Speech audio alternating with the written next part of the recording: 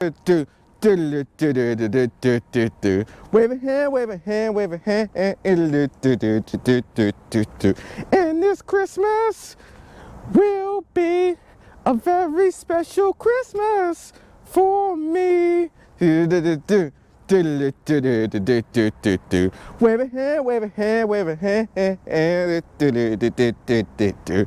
Wave a hand, wave a hand, wave a hand, and do, do, do, do, do, do, do, do, do. Wave a hand, wave a hand, wave a hand, and do, do, do, do, do, do, do, do, do. Wave a hand, wave a hand, wave a hand. On the second day of Christmas, my true love gave to me 2 festive hats and a Forester under the tree.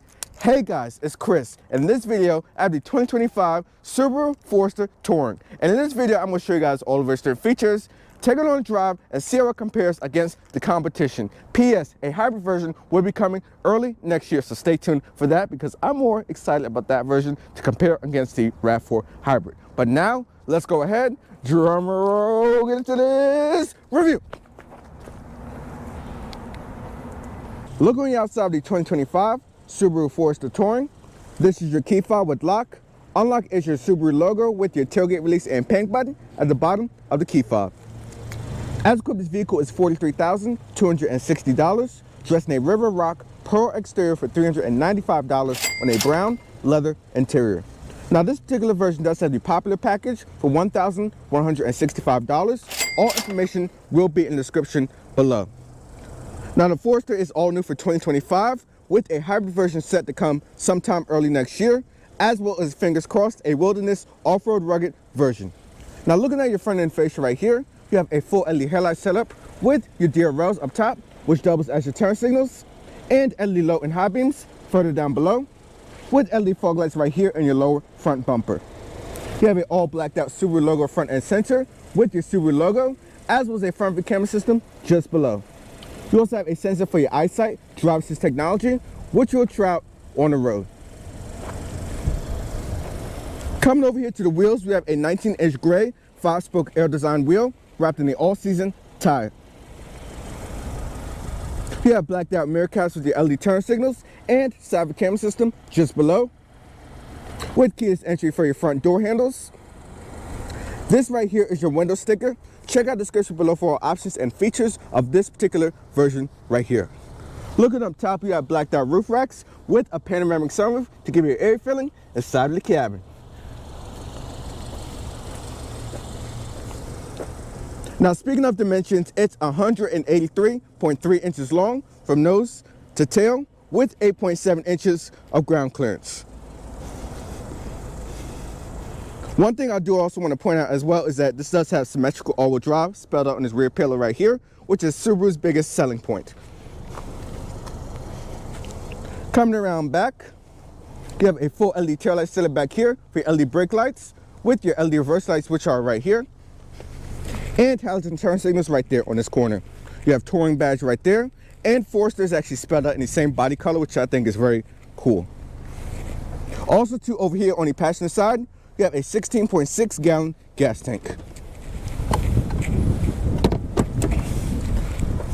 You also have a single exit exhaust tip over here on the passenger side down below. But now let me show you guys the trunk capacity. The power release is right between the E and S right here, and it is power operated. Now behind the second row seats, you'll find 27.5 cubic feet of space. You can fold down the seats in a 60-40 split, which will expand to 69 cubic feet of space. You have a cargo cover right here. Your seat release buttons are right here on both sides. You can also tie down your cargo with these little buttons right here, or knobs. Your other seat release is right here, as well as a 12-volt charger on this side. You also have a cargo cover right here, which you can fold out or fold back or retract. Retract is the right word. You have carpeted floor mats and also the all-weather rubberized floor mats right here, as you see I have all my equipment. And you also have a Harman Kardon subwoofer back here.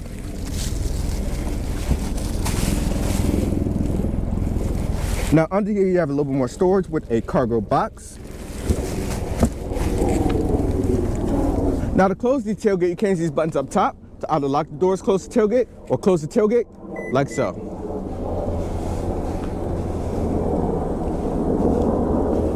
But now, let me show you guys under the hood where all the action happens in the new Forester.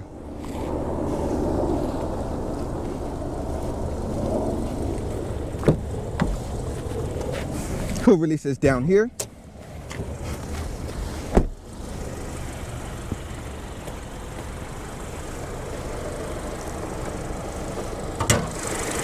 Now under the hood of this Forester right here, you have a 2.5 liter Boxster 4-cylinder, which makes 180 horsepower and 178 pound-foot of torque.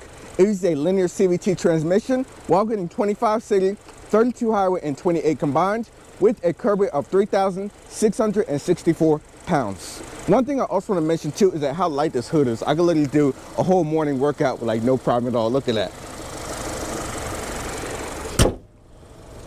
Now, a hybrid version will be coming sometime next year, which I'm more excited about as I will boast improved MPG and over 200 horsepower. Now, let me know in the comments below what you think about the exterior styling of the new Forester. A lot of new SUVs are going for a more boxy, blocky design. This has more of a car-inspired front and fascia, which I have to say in person looks so good. A lot more mature than the last generation. 3/4 front shot, boom. But now, let's see the interior where all the action happens. Of course, we're going to start in the back seats, so let's go!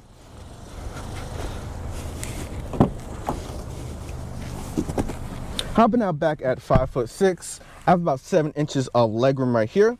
As far as headroom goes, I have about 2.5 to 3 inches of headroom. Now, speaking of amenities back here, you obviously have your window controls over here on the door panels, this lovely brown leather interior. And over here on the center console, you have a 2-stage heated rear seat for the outboard seats, a USB-A port for charging, as well as a USB-C port right here for charging as well, with some air vents and storage on both sides.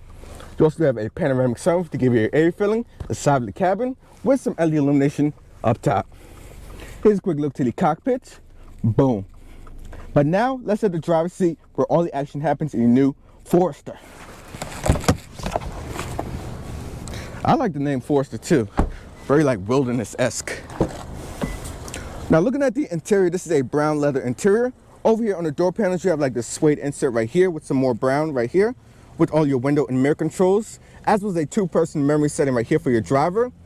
Now speaking of seat controls, you have a manual tilt telescoping steering column right there with a 10-way power adjustable driver's seat with a 2-way lumbar support, power back support, as well as your bottom support right there, and a 8-way power adjustable passenger seat. Your hood release is down below with your tailgate release. Cluster illumination, you can also turn off the sensor for your tailgate button right there. Hopping on the interior, I have to say it's definitely a great place to be. Now the steering wheel is actually heated. This is a 3-spoke design with this button right here, which you can adjust. I have all of my eyesight driver assist controls over here on my right hand side, as well as all of my media controls over here on my left hand side, with the paddles behind the wheel that actually does simulate 8 individual gears, with your light controls and wipe controls over here on that side. Now looking at your cluster right here, I'll be honest, it's been a hot minute since I've seen a car or did a review on a car with analog gauges, and honestly it's very refreshing. I do have a 4.2-inch cluster right here in front of me, which you can use these buttons right here to change and configure everything, as well as your drive modes right here. So this is for your individual mode, which is like your standard intelligent mode, and you also have a sport mode for aggressive driving. Now going back more into this infotainment or cluster right here, this is 4.2 inches. I could change my MPG settings, date time, my media information is right there. Some more navigation stuff right there, your tire pressure monitor, and more fuel consumption stuff under that menu right there. Now looking over here at the infotainment, this is a 11.6-inch Starlink setup right here. Now you obviously do have wireless CarPlay and Android Auto, which we'll talk about in 1 second, but you have your hazard button up top with your volume control, a tune knob right here, and all the HVAC controls on the surrounds of the screen right there.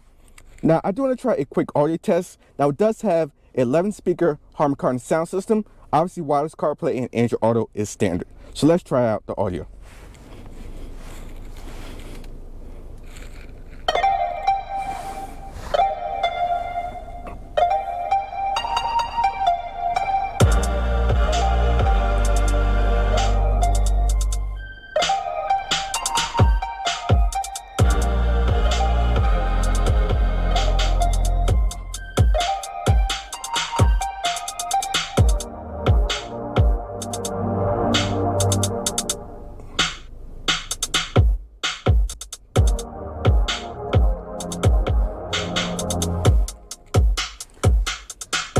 Now, upon first impressions earlier, I have to say it definitely gives you like that cinematic kind of movie theater feel, if you will, inside of the cabin. Has a great bass. Now, going back to your main homepage right here, one thing I do also want to mention up top is that you have like a couple of shortcut functions up there for my media functions or CarPlay.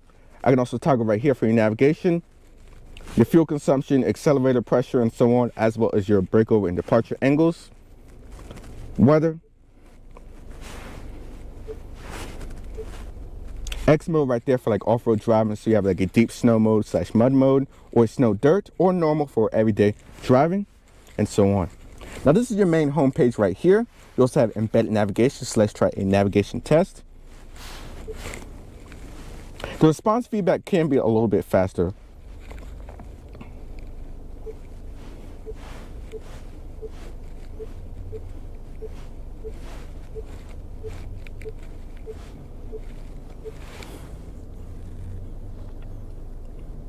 As you see, navigation is very quick and responsive to find a prompt with no problem at all. But going back to your main home page right here, you have all your radio and media settings, phone connections, you also all your various different apps, your CarPlay and your auto, and so on. My Subaru app is right there. A couple more settings are under this menu right there on this side for your general like clock display settings, reminders, and also being that this is a family-oriented vehicle, Subaru is always known as a family-oriented vehicle. You can also set in like your birthday list right there, as well as like your anniversary list and so on, which is very cool. It's the little details on count, especially at this time of season. Your sound settings right here, you can change like your bass, sound, and treble for the Harman Kardon sound system, as well as turning on and off the beeps for the infotainment system when you do like interact with it. Navigation settings are right here. Phone settings, you also have some radio settings right there, and some car settings are over here. For your eyesight, driver assist technology, you can change everything right there under this menu, as well as all your lighting settings and so on for your controls, traction control, as well as your auto start stop and auto vehicle hold right there, rear cross traffic detection, and then you can see you also have another infotainment page right here for your X mode. Car info is right there, so you can see like your breakover and departure angles, as this is a off-road-esque SUV. Maintenance information is under that page right there.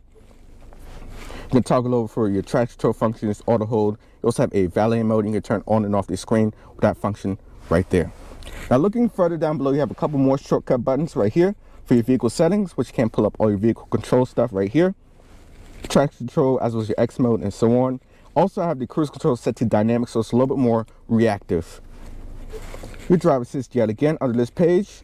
Some more settings are under here for like your volume and MPG settings and so on, between like kilometers or MPH and so on.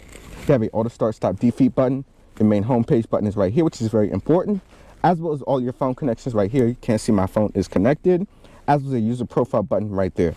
Now looking further down below, you have a dual zone climate control setup right here. 3-stage heated and cooled front seats. We'll leave the heated seats on because it is a little chilly out there today. Dual zone climate control is right there.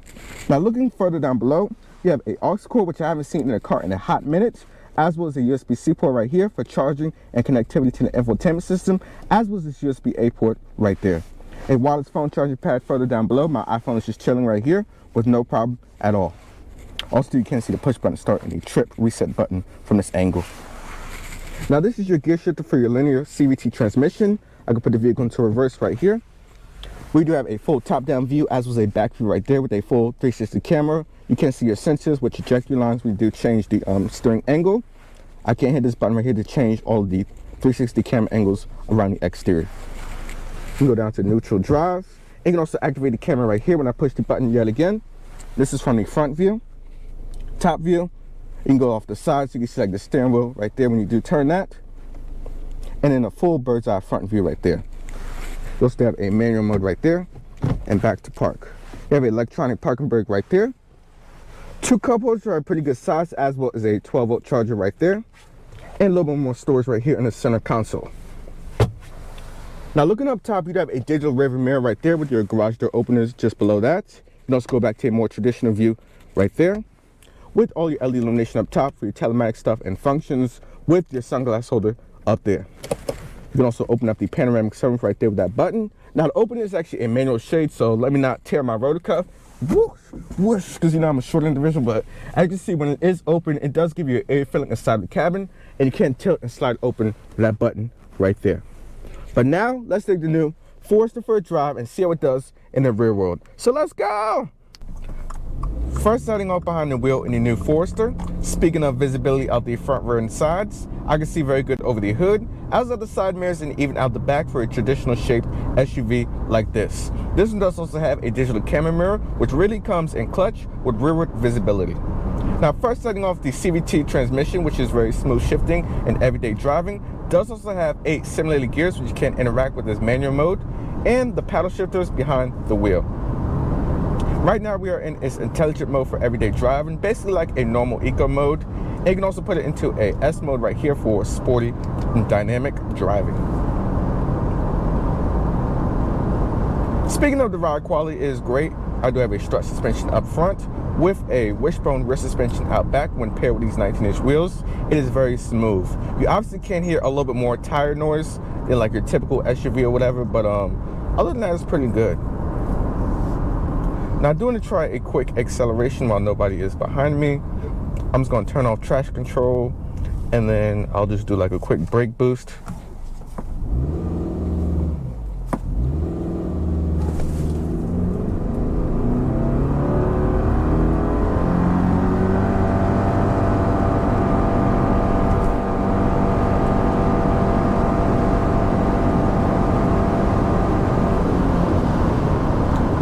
Now you notice too, when you do actually brake boost it, it'll not like simulate gears, it'll just hold it at its peak RPM, so it can just get you the max amount of acceleration. Let's turn traction back on. Now obviously this isn't a 0 to 60 car, but let me show you guys what's powering this car, because it is a 2.5 liter Boxster 4-cylinder. This one makes about 180 horsepower. I've talked about all of the intricate details in my walk around, while this one is rated at 28 mpg combined. Now, a hybrid version will be coming at a later date, which will boast improved mpg and also over 200 horsepower, which I'm really excited for.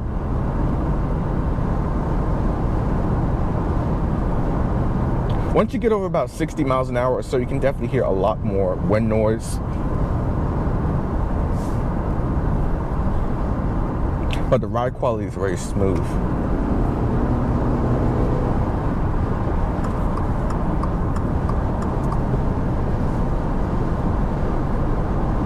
Speaking of seat comfort, it is great. I do have heated and cooled seats up front, as was a heated steering wheel with the button right here, which really comes in clutch right now with the 40-degree weather that we have today, as well as heated outboard second row seats as well.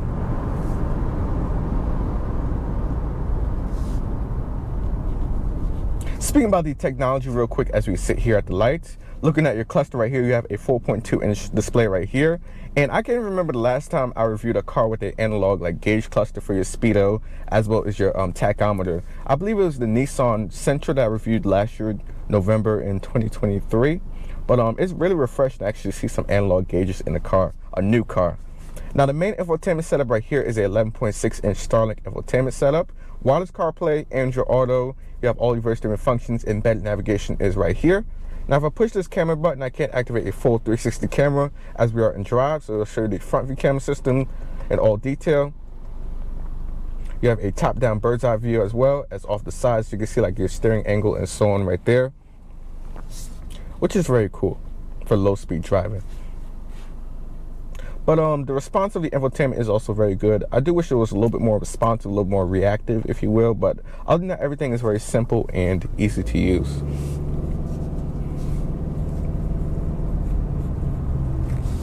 Now, unfortunately, I wasn't able to get the auto start stop to work. There is a button to activate and deactivate it. I was trying to toggle it back and forth and see if I can get that to activate, but unfortunately it wouldn't work on this vehicle today, but that's okay. One little Easter egg too I've noticed is that in the side of this cluster right here, when I hit the brakes, you actually see the little diagram of the force to hit the brakes, which is very cool.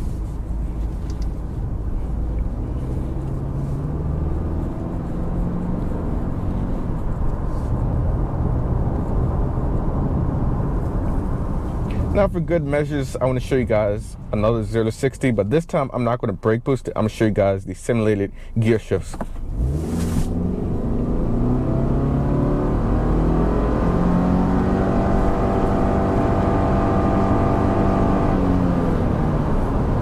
I guess the car decided they didn't want to do the simulated gears that time, but Acceleration is more than enough for this current setup right here until the hybrid version does come, which I'll be super excited to see how that actually pans out. Now, speaking about the exterior styling of the new Forester, I have to say I really like the way that Subaru designed this new SUV. I mean, obviously, a lot of the new SUVs out there, if you think of the Lexus GX, the Hyundai Santa Fe, for instance, are going for this more like boxy, blocky, like traditional SUV styling. But I do kind of appreciate the crossover-esque styling that they're offering with this Forester right here. It looks way better in person. And versus the last generation, the front is more like car-inspired and more wider and aggressive.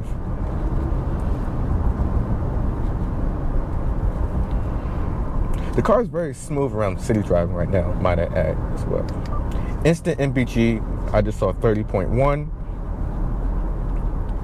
Yep, 99.9 as we decel or coast in.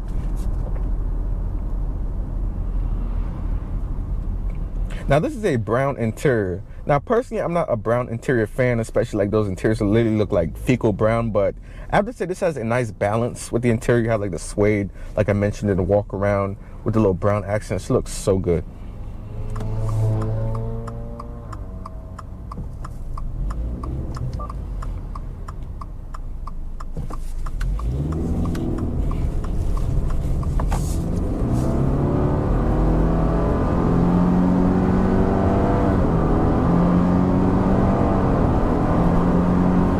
There we go. It actually simulated the shifts right then and there. Now, symmetrical all-wheel drive is standard. Obviously, that's probably Subaru's biggest talking point right there, is that they offer all-wheel drive on basically all of their cars, with the exception of the BRZ, which is, you know, obviously a sports car. But it does have torque vectoring and is very responsive and reactive to really just put the power down to all four wheels.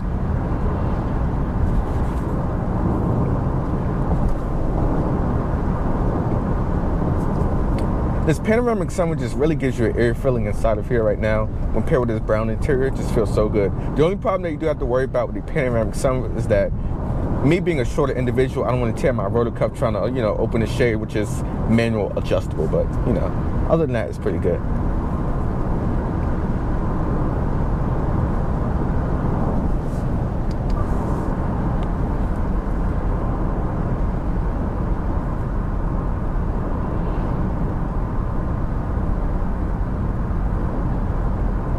Smooth operator, smooth operator.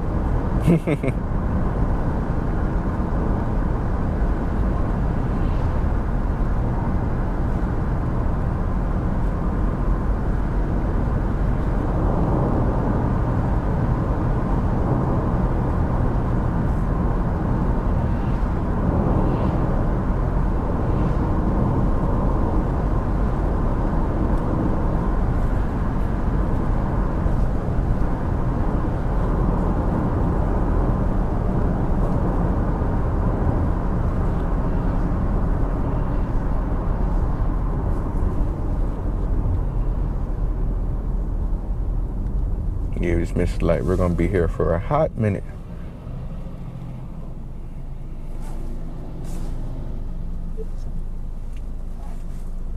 Nope, all the start still don't want to work.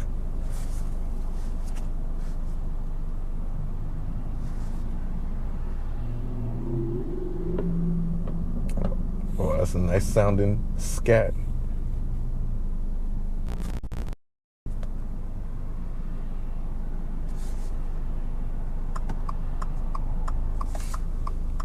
You can also adjust your little angles right here for this little display right here, so you can adjust the brightness, angle, so I can like change the angle, go like down a little bit more. For shorter individuals or taller individuals, you can literally like cycle it side to side and so on.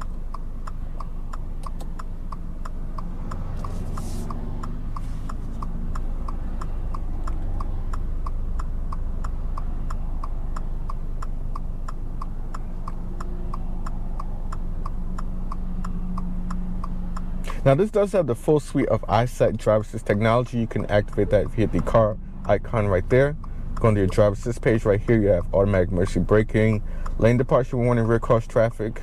And you also have driver monitoring, adaptive cruise control, and just everything that you want in a driver assist package for like a new vehicle in 2024 or 2025, if you will, since we're like only a few days away.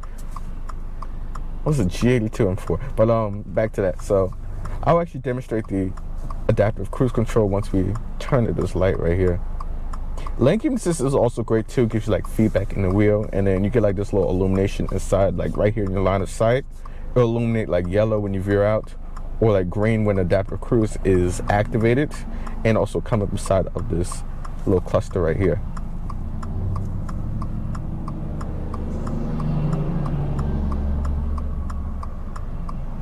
That was a Battleship gray truck.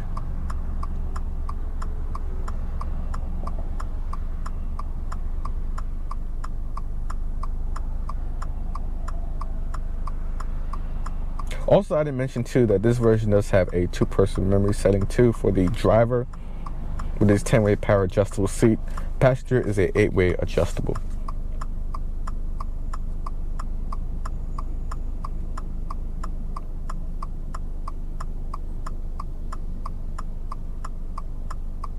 Speaking of Lexus GX, there's one right there on my right hand side in gray. I always like how they sculpted out the fenders of that new GX. I'm definitely talking about that in the video.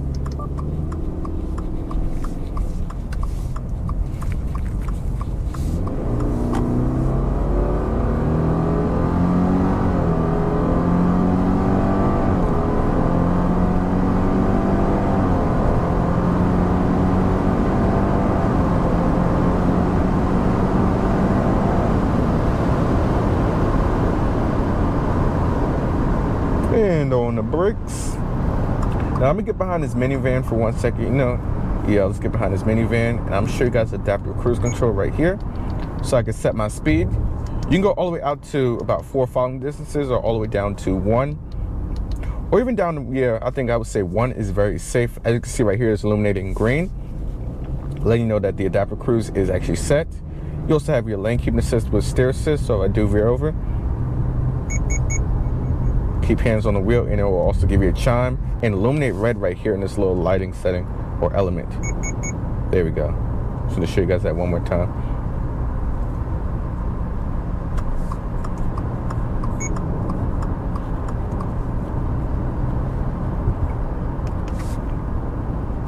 Driver assist is very competent and easy to use for everyday driving, especially in bumper to bumper traffic like right now, going at 1 following distance.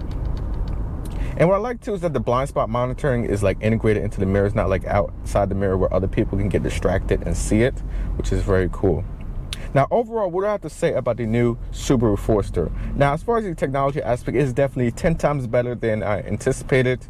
I honestly didn't expect the cool seat part. I think that was something that, was a lovely addition, and a couple other features that I really wasn't anticipating this Forester to have. Because I mean, when I think about it, you think of like Toyota, Honda, or like even like Hyundai or Nissan or something like that with like innovative technology. But this new Forester is very good and has plenty of technology baked into the whole design, the interior, everything that you're going to be engaging with on a daily basis.